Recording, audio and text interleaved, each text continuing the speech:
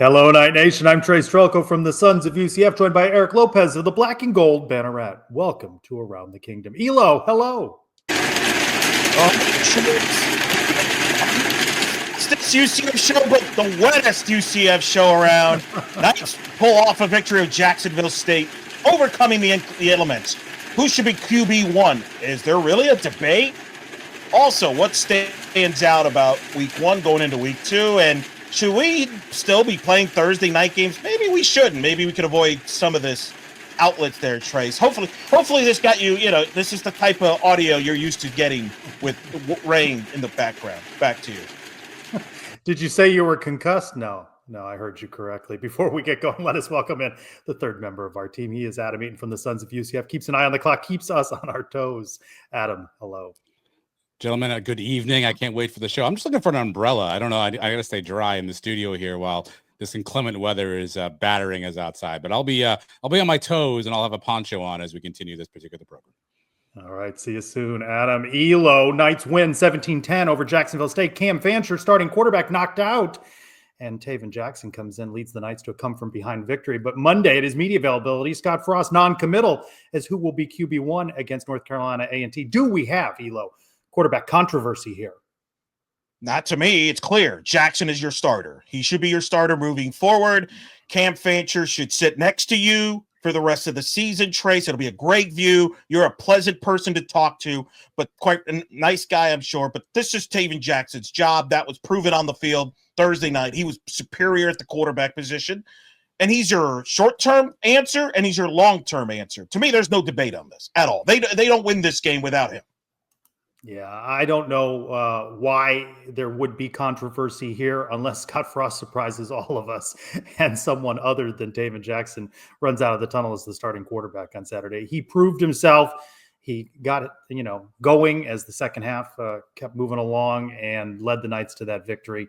It wasn't pretty, Elo, but the Knights did get the win, and Tayven Jackson earned QB1 status. Makes you wonder. Let me ask you that. You were there. Do you think if Cam Fancher, and I know you guys asked him, Scott, the question, but I don't expect them to give you an honest answer on this. Do you really believe that Cam Fancher would have won that game if he played the whole game? Because I don't. I really don't. That was a rough watch to the point where I was texting Adam, and I'll give Adam the line of the show here where he's like, what is this? Because that's what it looked like. What was that we were watching there? Him coming out was the best thing that happened to UCF because they just couldn't throw the ball. He was inaccurate. He was not poised at all.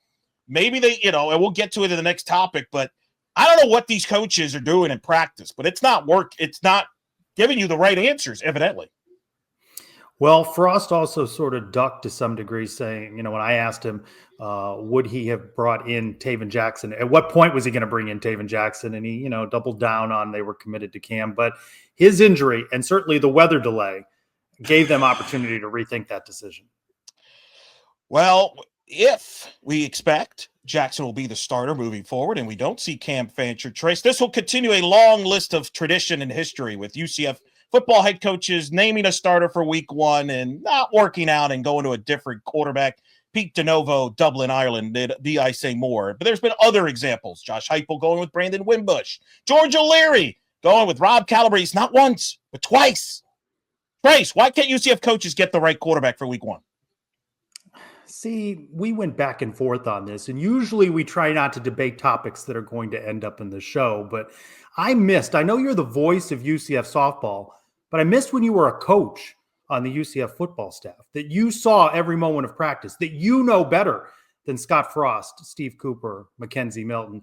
And on my side here is a soundbite I'm going to ask Adam to play from head coach Scott Frost at Monday's presser, in which he talked about how you practice may determine your starting spot. You can talk to almost every coach in the country, and they're not going to trust somebody who doesn't practice well but tells you they're going to go out and play different than they practice. We got to go based off what we see. And, Tayven did well, but I know there's another level there in him. I just want to see that all the time. All right, Elo. Scott Frost said it himself. They saw what they saw in practice. What do you want them to do? You want them to go on a gut hunch and make a decision as starter and go back to the other examples of Heupel, O'Leary. They saw what they saw in practice. They made a decision. It may not have turned out right, but that's not what they thought when they made that decision. This is the problem. You're overthinking it. That's the problem. You overthink this. Ooh, he's intangibles. He knows the system.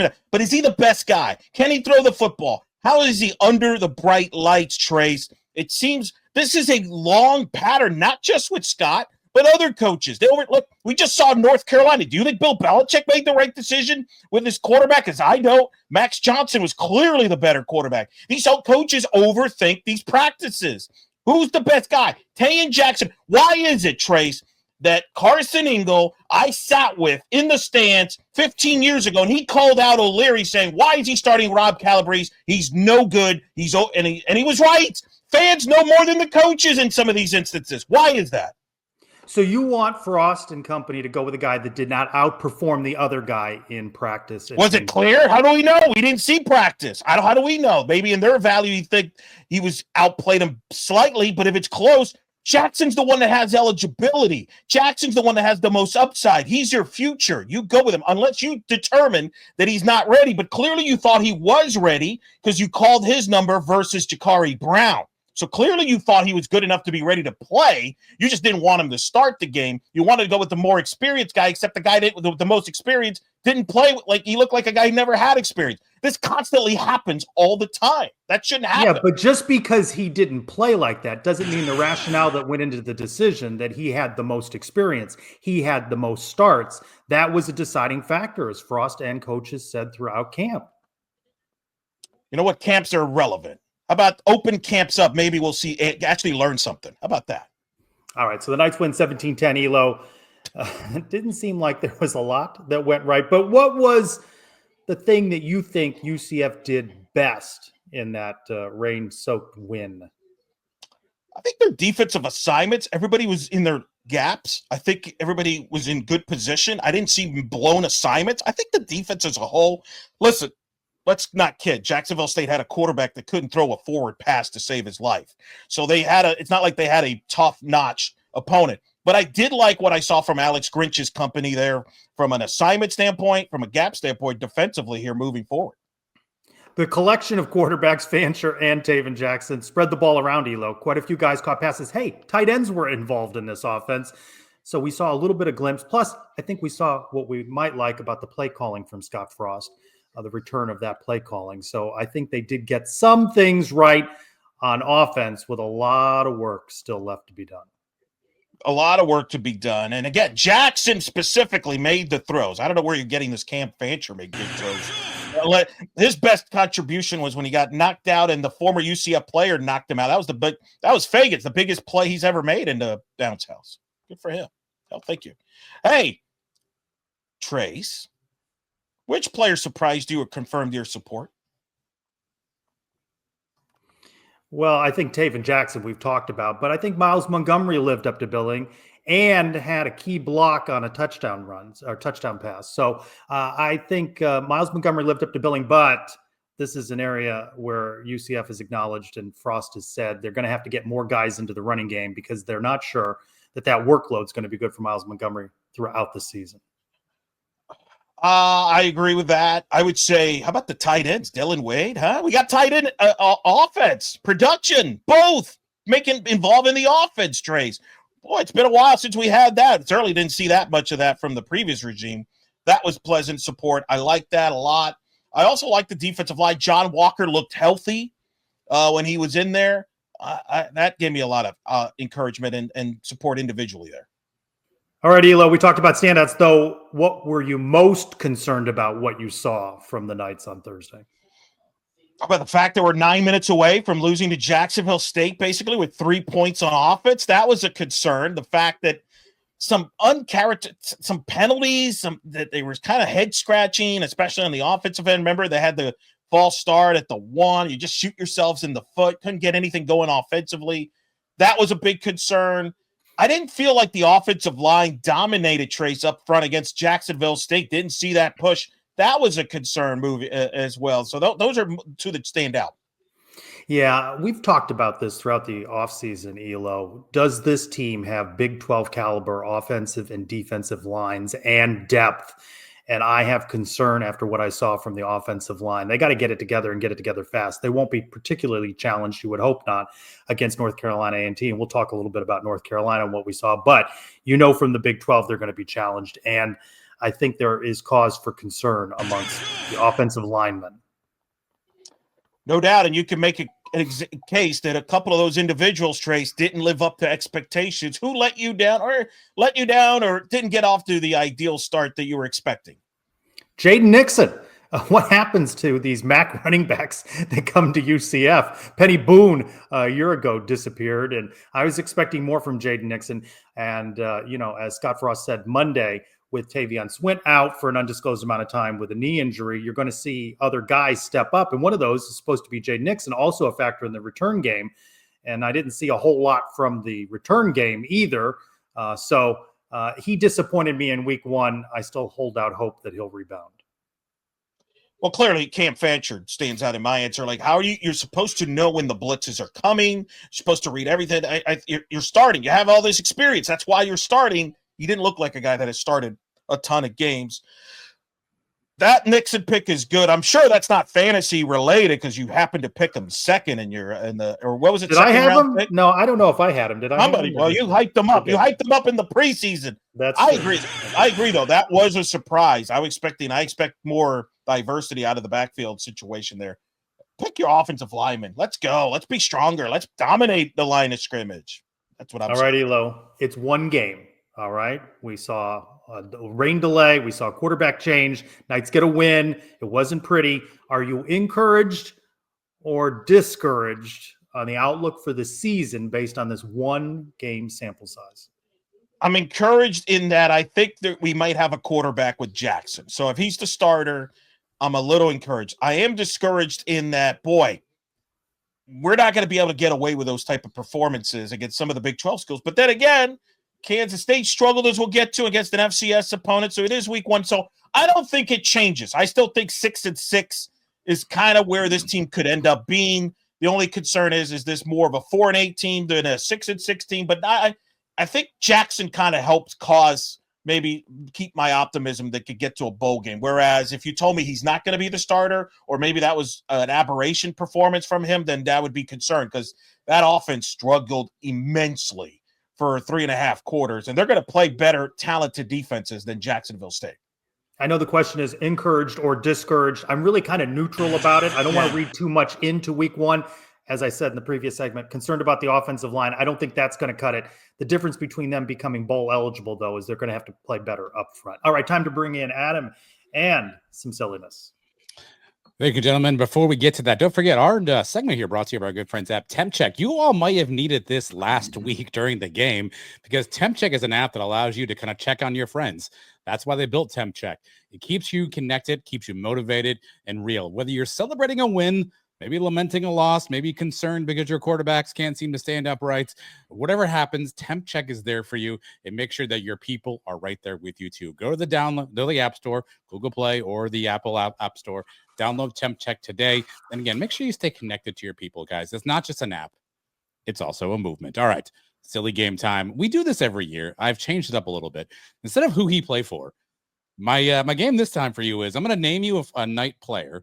You tell me if this player is still in the NFL or not. Is this person still in the league? All right. So I got a couple of options here. And this is as of this morning. So if someone got signed in the last 5 minutes or you watching this after the fact, I apologize. So Elo, I'll start with you. Jacob Harris. Is he still in the league?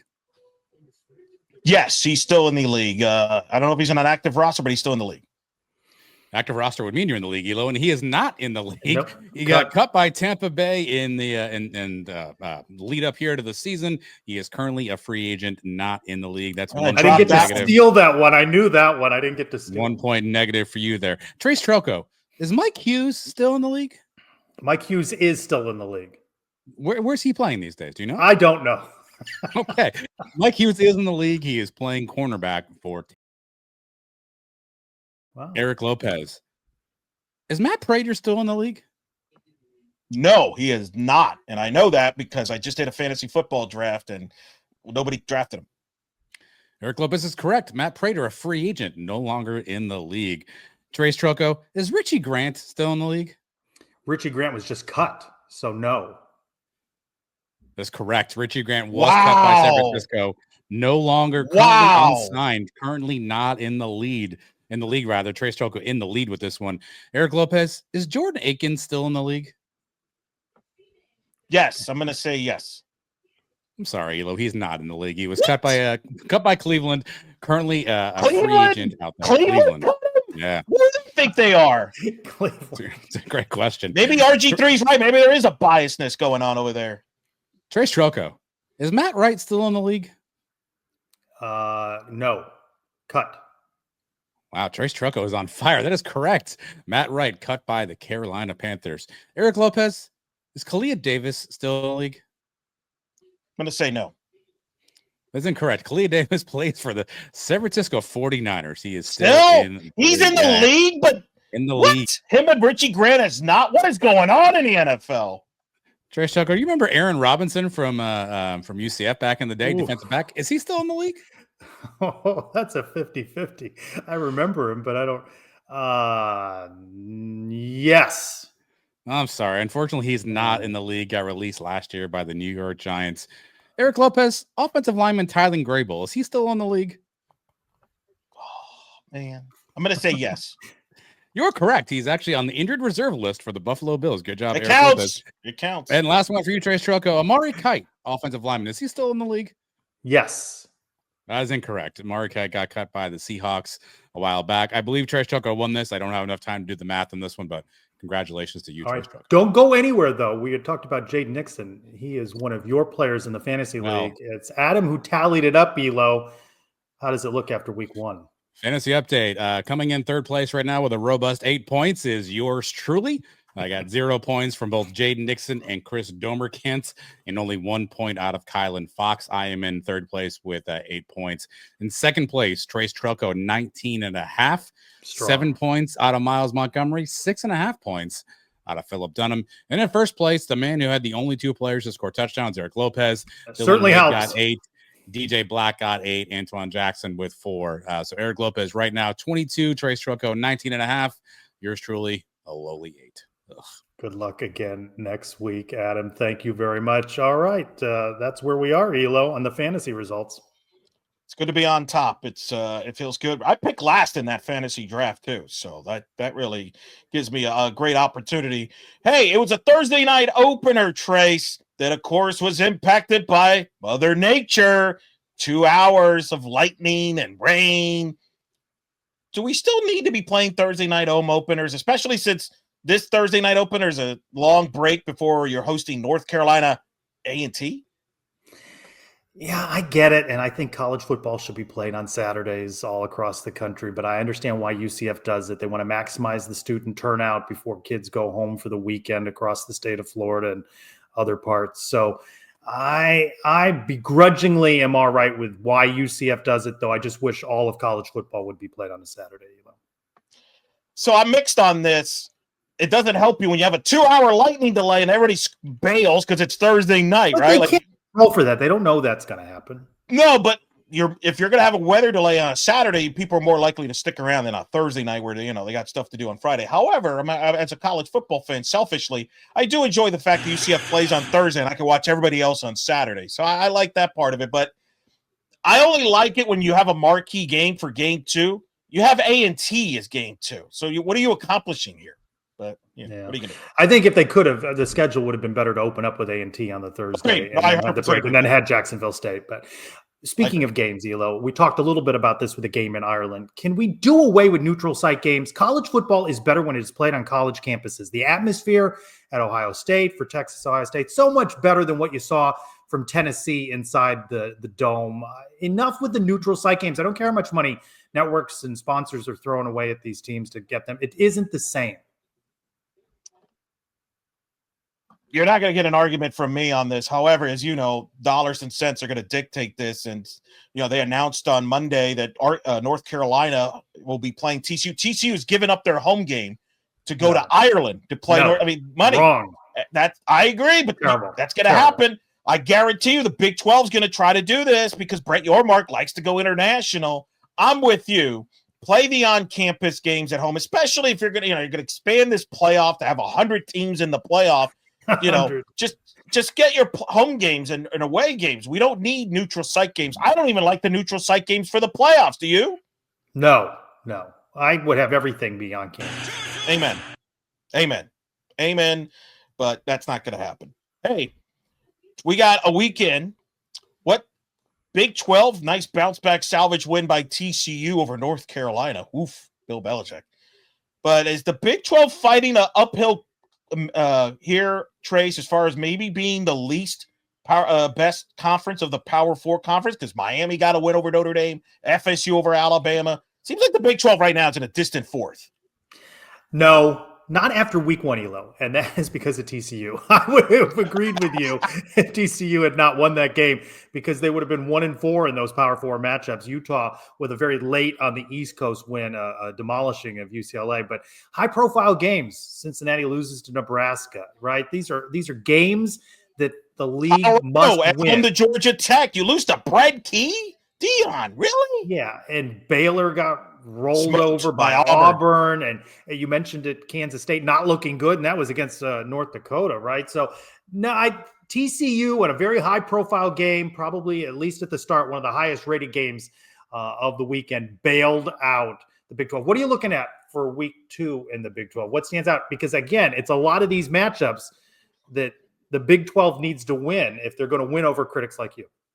One that jumps out, Kansas at Missouri, I believe, is this weekend. Opportunity there, right?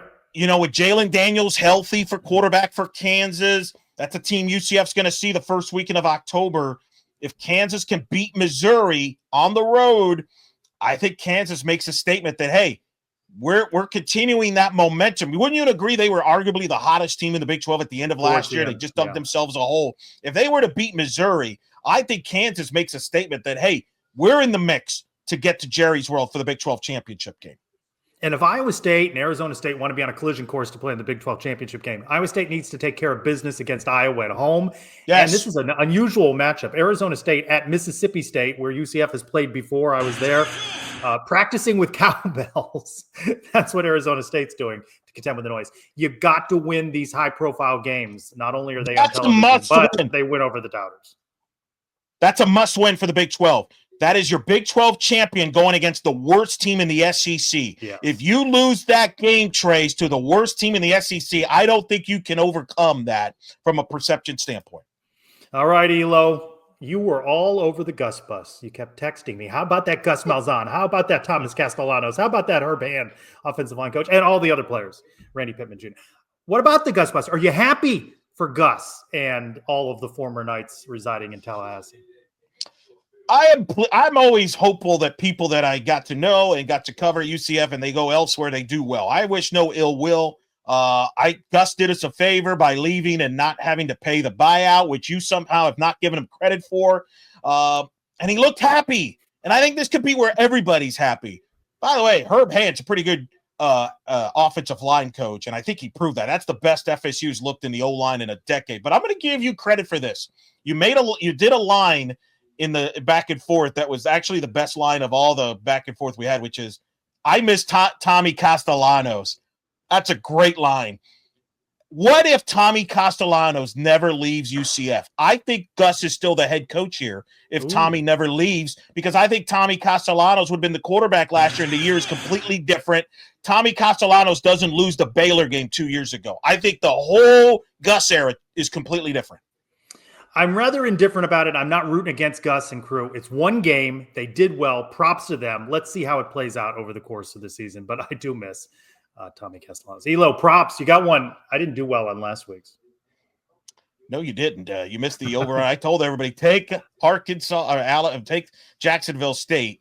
18.5, 19.5. Didn't matter. Just take them. All right, prop bet here. North Carolina A&T. Holy mackerel. We got to come up with something interesting with this game. Okay. How many touches does a UCF running back not named Miles Montgomery get in this game? They have to be a running back, okay? Quarterbacks running plays don't count. It's got to be running backs with touches. How many do they get that's not named Miles Montgomery in this game?